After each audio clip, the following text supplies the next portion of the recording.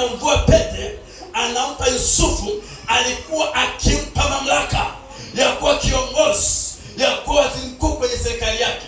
Tafasiri yake ni nini? Ili pete leo kuja kuvishwa Betha, leo anakuja kupewa mamlaka ya kuwa mke wa manyama na kuprovide kwenye familia, kwamba hakuna mwingine niliyempa hiyo nafasi ya kuwa na mamlaka. Sasa hivi Betha atakwambia ili tusifanye, ili tufanye, ni kwa sababu ya pete uliyomvika katikati ya madhabahu.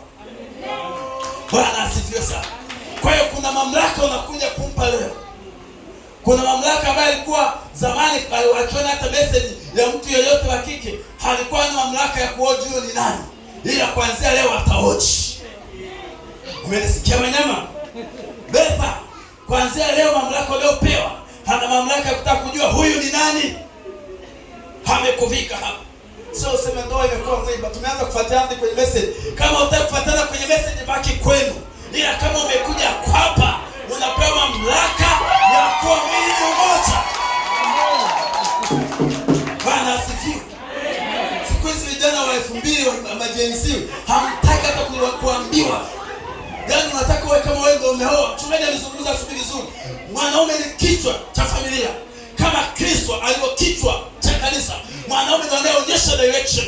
Ndiye anayetoa dira tunakwenda vipi. Mwanamke anakuja kumshauri, baba ungekwenda hivi, baba ukikwenda hivi. Lakini sasa tuna kizazi cha 2000. Mchungaji, kizazi cha 2000 wote ni wanene siku hizi. Bwana asifiwe. Haleluya. Kwa hiyo pete ni heshima. Unakuja kumpa heshima na mamlaka. Kwa hiyo elewa ya kwamba unampa heshima, unampa mamlaka. Vivyo upande wa pili na hivyo upande huu. Jambo la tatu tunapata kwenye kile kitabu cha Esther 8:2 inasema